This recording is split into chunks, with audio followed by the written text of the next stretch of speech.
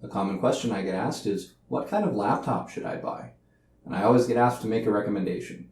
So for today's video, I'd like to look at what kind of laptop should you buy? When people ask me what kind of laptop should I buy, I usually jump over to Best Buy or some other website that sells laptops and take a quick look. So let's have a little look and see what we can find here. And typically when I'm looking for laptops, I'm looking for something that's got good hardware, something that's not going to, age out right away. So there's a couple of things. First of all, I don't recommend things like Chromebooks unless you're really just using it for, very light use. Most people that I'm recommending laptops to are using it for productivity software, for office work, studying, school, YouTube, Netflix, and sometimes even a little bit of gaming. But usually it's light use, but I want to make sure they have a laptop that performs really well. So on Best Buy's website here, I'm just looking around and, their top selling products right now, we've got an 11-inch Chromebook, another Chromebook, an Acer Aspire laptop. Now I'm looking at this Acer Aspire and I'm going, $399, that looks like a good deal. Well, let's take a look. So when we look at the specs for this laptop, it's a fairly low clock speed, entry-level processor, 8 gigs of RAM, which is kind of a little bit under the minimum that I'd recommend. I like to recommend somewhere in the range of, if you're going to look at CPUs, usually around 2 gigahertz and higher clock speed for a decent CPU. I don't like 8 gigs of RAM. I think 16 is now kind of the new standard. Again, if you're just using like internet browsing, anything like that, 8 gigs is fine. I typically won't recommend 8 gigs though. I think 16 is now kind of the new norm. I look at the 1 terabyte hard drive. So this is what gets you every time. So first of all, this laptop has a 1 terabyte standard hard drive. So what that means is this laptop is extraordinarily slow. Its boot times are slow, application loading is slow, everything on this laptop is slow. You want to get a modern CPU, you want to pair that with a 1 terabyte spinning disk. Rule number 1, never buy a standard hard drive laptop at this point in time. It's March 2020, now's not a good time to buy a standard spinning laptop. Avoid these at all costs. I would not ever recommend a spinning hard drive for a laptop. It's going to feel slow. You're going to want to buy a new one in like 2-3 years, even sooner. You may even feel as soon as you buy it and get it out of the box that it's really slow and you want to bring it back and maybe get something a little bit faster. So this one's out. We won't consider something like that. So let's go down. Let's look at regular laptops and let's see what we've got. So on Microsoft Surface 3, I don't consider this a laptop. I consider this a tablet. So we're not gonna look at the touchscreen laptop / tablet. Also, Microsoft Surface is really overpriced. They're extremely thin, prone to thermal throttling. Get out, hold the turbo down, it's a quick boost. Oh, like you know. Because there's not enough cooling. So again, I don't typically recommend the Surface. If you've got a lot of money to spend, go ahead, buy the Surface. Here we've got, let's see, Lenovo laptop, Core i3, 512 gig SSD, 8 gigs of RAM. So that's not a terrible laptop to look at. Let's take a look at the specs on the Core i3 8145U. So it's a 2.1 gigahertz Intel Core i3. It's got 2 cores. So one of the things that I recommend with laptops is don't cheap out on your CPU. Get at least a minimum of 4 cores. If you can get 4 cores with hyper-threading, you're even better off. The more your laptop can do when you buy it out of the box, the longer you're going to be able to keep it and use it. It's got 8 gigs of RAM. Again, I recommend 16, but you can always upgrade this later in most laptops, although you need to check the specifications because some of them are not upgradable to 16. 512 gig solid state drive. So this is good. You want to get a solid state drive. Now you could get nitpicky and determine, well, is it a SATA solid state drive or is it an M.2? Because you're going to get a lot more performance, load times, and speed with an M.2. Although your latency is going to be really good with a standard solid state SATA drive as well. 15.6 inch screen, so that's good if you're looking for a 15-inch monitor. You've got a 1080p HD resolution, which is really good. I wouldn't recommend buying any laptop that does not have at least a 1080p resolution. If you've got laptops with a 720p or any resolution in between or oddball resolutions, I would stick with your 1080p as a minimum resolution for any laptop that you're purchasing. And then we can look down here and standard things. This is all drip drap. I don't really care about any of this. All the laptops have something similar. Really what I care about is your CPU should have at least 4 cores. It should be at least 2 gigahertz.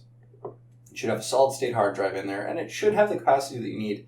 And what you can do is, let's look at the price of this laptop. This price is $499. So for example, I could go back to my little Acer Aspire with a 1 terabyte hard drive, and that's $399. So there's a $100 difference. These are Canadian dollars.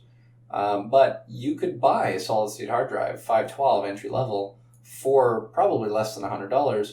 And if you're a little bit savvy with computers, you can install it yourself and save even more money. Some companies will charge a little bit extra to have a solid state drive in their system over a standard drive. And for the same specs, you'll notice that you could probably buy a solid state hard drive for half the price and put it in if you're technically capable, or if you know someone who has the ability to do that. So let's look at a couple other options here. Here's a Core i5 laptop, $599. So we're kind of getting up in the world a little bit here. And if we look at this, it's a 1.6 gigahertz processor. So again, 1.6 gigahertz, not the recommended 2 gigahertz that I would recommend. I just don't like the lower clock speed CPUs. It's a personal preference, but I feel like you're going to get more out of your laptop if you buy something 2 gigahertz and up. This is 4 cores, so that meets that criteria. A 256 gig solid state drive. The problem with that is you're going to fill that up right away. If you're downloading things, installing things, taking photos, you're going to fill that up very quickly. So 256 is a little too small for what I'd recommend nowadays. A couple of Windows updates, and that drive's going to be full. So anything with a 256 gig solid state drive is out. Again, if you can buy a 1 terabyte drive and swap it in, by all means. If you're technically savvy, you get a little bit of a benefit in this case.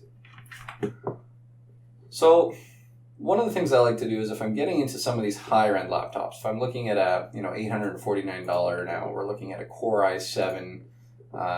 This is $849 Canadian, so that's like $600 American. And we also pay more for hardware here, so it's probably actually $450 or $500 American just for the price that it is down in the States. So when we look at the Core i7, again, it's a 1.8 Core i7, but it's got 16 gigs of RAM. It's got 1080p. It's got a 500 gig solid state hard drive. And if we go further down here into the specs, we can see it's a quad core. This is about where I'd recommend you spend money on a laptop. If you're looking at buying a laptop and you're looking for something super cheap, you're going to get something super cheap. If you buy a $300 or $400 laptop, it might last you a year, maybe 2, and you're going to want to get something new. You're going to run out of storage space. It's going to be too slow. So I highly recommend getting something with a little more oomph. I would say the minimum I'd recommend spending on a laptop is between 600 and 800 Canadian dollars. Or if you're in the US, somewhere between $500 and $600 laptop is probably reasonable. But the main things you want to look for is quad core, higher than 2 gigahertz, 16 gigs of RAM preferred, although if you're not doing a lot with your computer, 8 gigs is fine. I personally prefer discrete graphics instead of onboard graphics or on-chip graphics. Where I find the best value is usually in the category of gaming laptops. So let's go take a look at specifically gaming laptops. Gaming laptops have a lot of value because they're usually a little more powerful. They usually come with a little bit less compromise. So let's look at this first kind of entry-level recommended top-selling product. So it's an Asus laptop. I love Asus. I've had Asus laptops in the past, and I always enjoy them. So it's got an AMD Ryzen 5. It's got 512 gig SSD, 8 gigs of RAM, and it's got an NVIDIA GeForce GTX 1050. So what does that mean for you? Well, that means that for graphics intensive work or gaming or anything that can utilize the GPU, this thing's going to have a little more power. It's going to have less stutter. It's going to be able to have higher frame rates in games. It's even going to be probably have a little bit of an edge streaming video, doing things like Netflix and YouTube, just because you've got a graphics card which can offload some of that work from the CPU. So if we go down, let's take a look at this. So 2.1 gigahertz AMD Ryzen quad-core processor. This is a great little laptop, and we can see that for $799, if you were comparing this against the last one that we looked at for $599, it's a huge gap. Now, if we look at, where's the one that I did for $899? Let's go back. Burst by. There's that $849 laptop right there. So let's compare this for $849. So for that, you're getting a 1.8 gigahertz Intel Core i7, 16 gigs of RAM, 512 solid state drive, 1080p. So let's look at this $799. This one's less, but you're actually getting a slightly better CPU overall. Now, obviously, core for core performance, sometimes Intel's a little better, but AMD definitely is a good CPU. You're getting 8 gigs of RAM, which is a little less than I'd like. I'd like 16.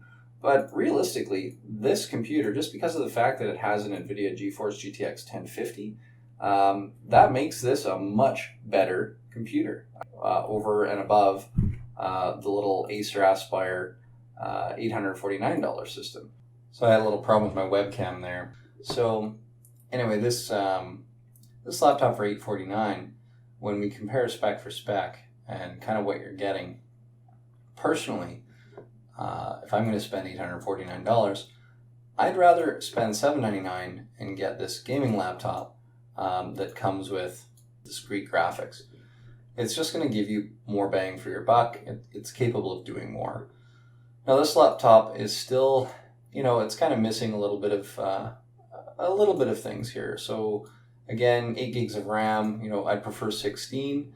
But other than that, this is a great laptop, and for $799, this is a pretty good deal. So this would be one of my first recommendations if you're looking at buying a new laptop today. I'd spend $799. This is a decent laptop. If you have a little bit more to spend, you can go up a little bit to this, which is probably my top recommendation. This is a Intel Core i5, 512 gig RAM, 8 gig, 512 gig SSD, 8 gigs of RAM, and it comes with the GTX 1650, which is going to have a little more oomph than a 1050. So this is, quad core, 2.4 gigahertz. This laptop's going to do very well. And you can always look at upgrading the laptop's RAM later down the road. I'm sure that this laptop supports more than 8 gigs of RAM. You can likely upgrade it to at least 16. So this would be probably my top recommendation. Now, if money is no object, you can obviously spend more, but I'd like to draw your attention to, specifically on Best Buy's website. If you're a consumer, Best Buy is not a bad place for you to shop. There are other places, and please shop online and compare prices. But you can look at gaming laptops under $1,000. These are usually where you're going to find the best deal. If you're looking at spending up to about $1,000, you're going to get a very good offering. This is a good place to look for good laptops. Things to avoid. Again, don't buy anything like this one here. Don't buy anything that says a 128 SSD plus a 1 terabyte SHD. So you've got these hybrid drives, which are a spinner drive with a little bit of solid state on it. I would go straight solid state. I would avoid anything that doesn't say solid state. So if it doesn't say SSD, I would avoid it.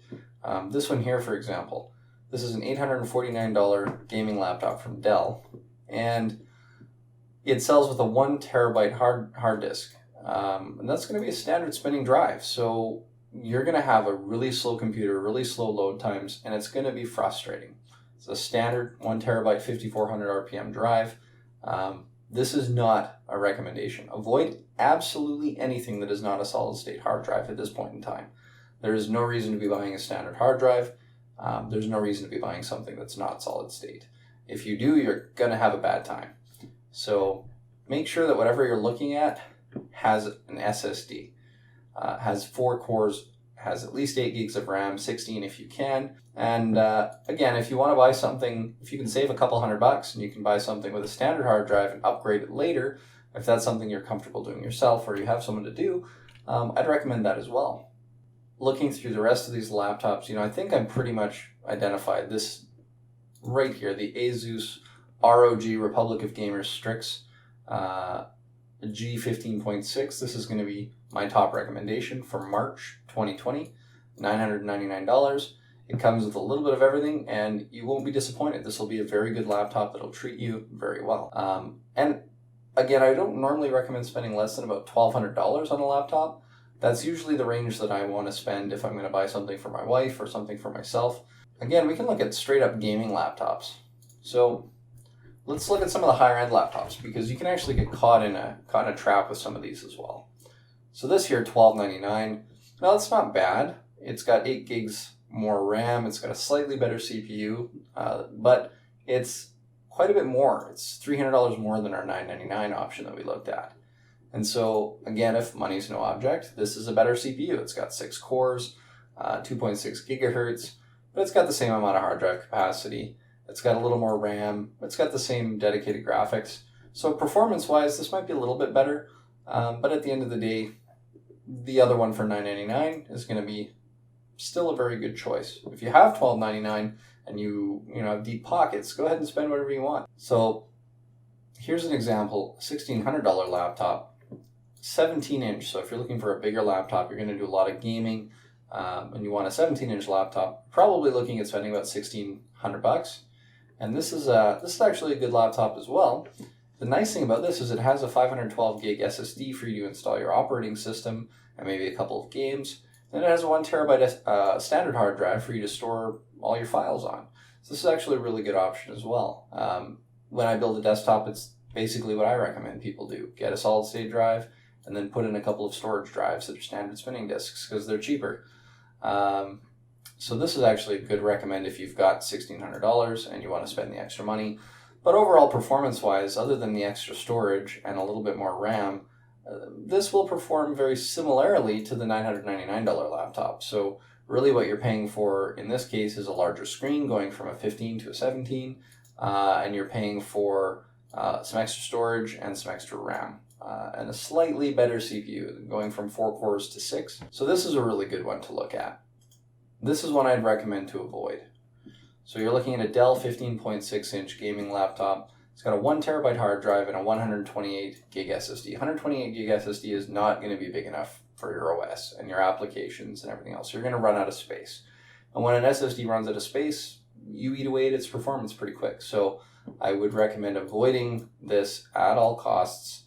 Your OS is going to end up installed on this 1 terabyte hard drive, and it's going to be a bad time. So while they're trying really hard, and I give them some bonus points for having a $1,600 laptop with an RTX 2060, you're really compromising by having a 1 terabyte hard drive and a 128 gig SSD.